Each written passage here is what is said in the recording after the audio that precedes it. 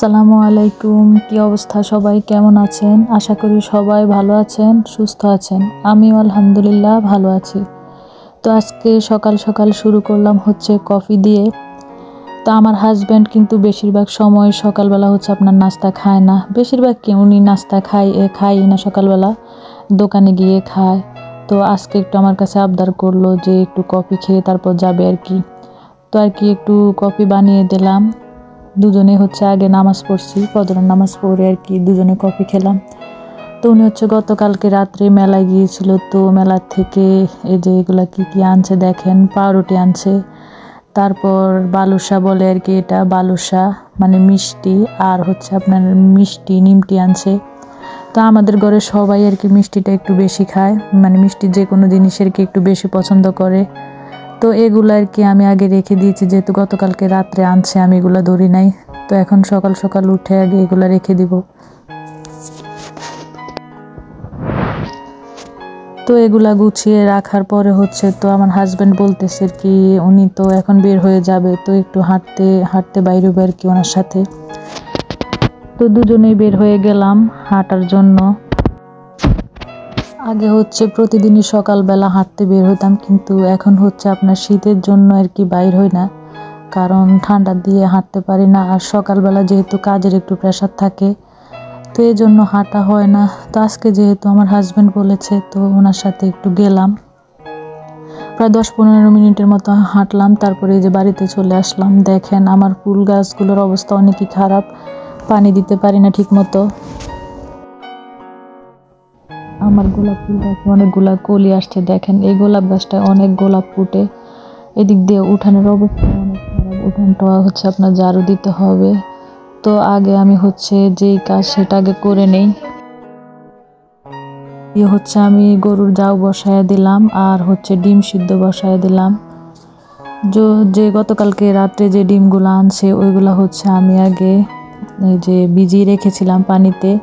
তো এগুলো হচ্ছে আগে আমি ধুয়ে রাখবো, তারপর হচ্ছে ডিম সিদ্ধ বসাবো। এই ডিমগুলা দেখেন আমার নিজের পালনকৃত মুরগির ডিম। মুরগি তো অর্ধেক প্রায় মরে গেছে, আর কয়েকটা মুরগি আছে আর কি। তো এখানে এদিক দিয়ে আমি ডিম সিদ্ধ বসায় দিচ্ছি, আর এখানে নাস্তার জন্য আমি পাউরুটি নিয়েছি, যেহেতু গতকালকের ভাত আছে, তো এই জন্য আর কি হালকা নাস্তাই বানাবো। তো আজকে এখন নাস্তা হচ্ছে আপনার পাউরুটি দিয়ে ডিম দিয়ে আর কি ভাজবো। আজকে হচ্ছে দুপুরবেলা আমার মেয়েও চলে আসবে, আর এদিক দিয়ে যে ভাই আমাদের কাজ করে উনিও আজকে চলে এসেছে। আর এখানে 2টা ডিম হচ্ছে আমার আর আমার শাশুড়ির, আর ছেলের জন্য হচ্ছে কোয়েল পাখির ডিম সিদ্ধ করছি। আর এদিক দিয়ে আমি অফ ক্যামেরায় আমার বিছানাটাও গুছিয়ে নিয়েছি, আর বাহিরে যে উঠানটা দেখালাম ওইটাও আমি ঝাড়ু দিয়ে এসেছি, গড় ঝাড়ু দিয়েছি। তো সব কিছু পরিষ্কার করে এখন হচ্ছে আমি দুপুরে রান্নার প্রস্তুতি নিব। তো আজকে দুপুরে হচ্ছে মানে রান্না করব আপনার মটরশুঁটি দিয়ে আর কি শিং মাছ রান্না করব। এদিক দিয়ে হচ্ছে আমি মাছ ভিজিয়ে রেখে তারপরে হচ্ছে আমি বাকি কাটাকুটাগুলা করে নিলাম অফ ক্যামেরায়। আর যে থালা বাসনগুলো আমি আগে ধুয়ে রেখেছি। তো শিং মাছের রগ অনেকে পালায় না আর কি, এই রগটা কিন্তু খাওয়া হারাম, অনেকে হয়তো জানেও না, কিন্তু আমরা এই শিং মাছের রগটা আর কি ফেলে দেই। তো এই জিনিসটাই আর কি একটু কষ্ট, শিং মাছটা আসলেই মানে পরিষ্কার করতে একটা ঝামেলা, তারপর রগ পালাও এটাও আর একটা ঝামেলা। তো আস্তে আস্তে আমি রগগুলা ফেলে দিলাম। তো মাছগুলা কেটে আমি আস্তে আস্তে পরিষ্কার করে এগুলা ধুয়ে রেখেছি। এখানে হচ্ছে আমি রান্না বসাই দেব এখন। তো কড়াইয়ের মধ্যে হচ্ছে প্রথমে তেল দিয়ে দিলাম, তারপর তেলটা গরম হয়ে গেলে এখানে আমি পেঁয়াজ কুচি দিয়ে দেব। পেঁয়াজটা একটু বেশি করে দিব, যেহেতু শিং মাছের ঝোল করব। সাথে হচ্ছে কাঁচামরিচটাও দিয়ে দিব। তো পেঁয়াজ আর কাঁচামরিচ হচ্ছে আমি একসাথে দিয়ে দেই। তো এটা ভালো মতো আগে ভেজে নেব, যে যখন এটা হালকা মানে বাদামি রঙের হবে আর কি, তখন আমি ওইটার মধ্যে হচ্ছে আপনার আদা বাটা দিয়ে দিব। আর ওদিক দিয়ে আমি মাছগুলো হালকাভাবে একটু ভেজে নিয়েছি। তো এদিক দিয়ে আমার পেঁয়াজও হচ্ছে ভাজা হয়ে আসছে। তো এখন আমি এটার মধ্যে হচ্ছে দিয়ে দিব আদা বাটা, তারপর এখানে আমি লবণও দিয়ে দিয়েছি।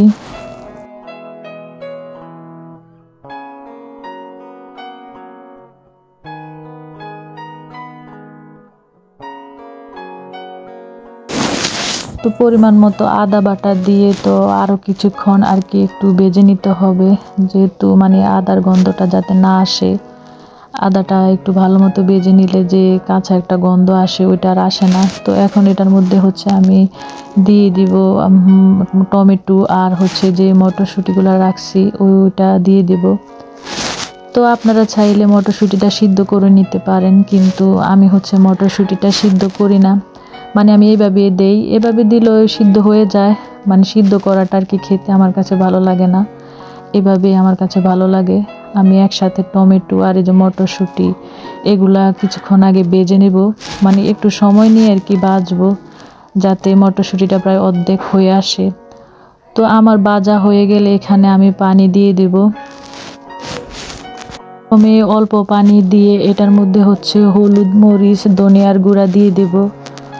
তারপর হচ্ছে লবণ তো আগে দিয়ে দিয়েছি, তারপরে জিরার গুঁড়া দিয়ে দিব, দিয়ে তারপর কিছুক্ষণ আর কি এটা একটু কষিয়ে নিব।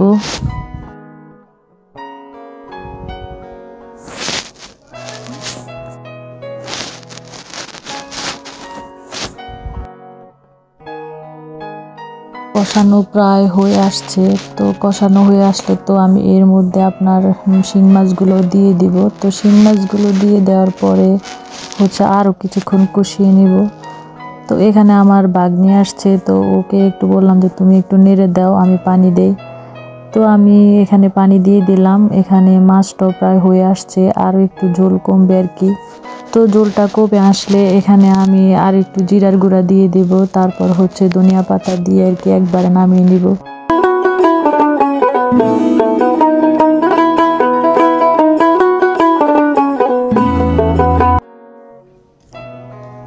তো আপনারা যারা যেখান থেকে আমার এই ভিডিওটা দেখছেন, যদি আমার ভিডিওটা কোনো অংশ ভালো লেগে থাকে প্লিজ আমার ভিডিওতে একটা লাইক দিয়ে দিবেন। আর এখানে হচ্ছে আমি লাউ শাক বসিয়ে দিয়েছি, এখানে সাথে চিম তারপরে আলু দিয়ে দিয়েছি। তো আজকে দুপুরে রান্না হচ্ছে শিং মাছ আর হচ্ছে আপনার এই যে লাউ শাক।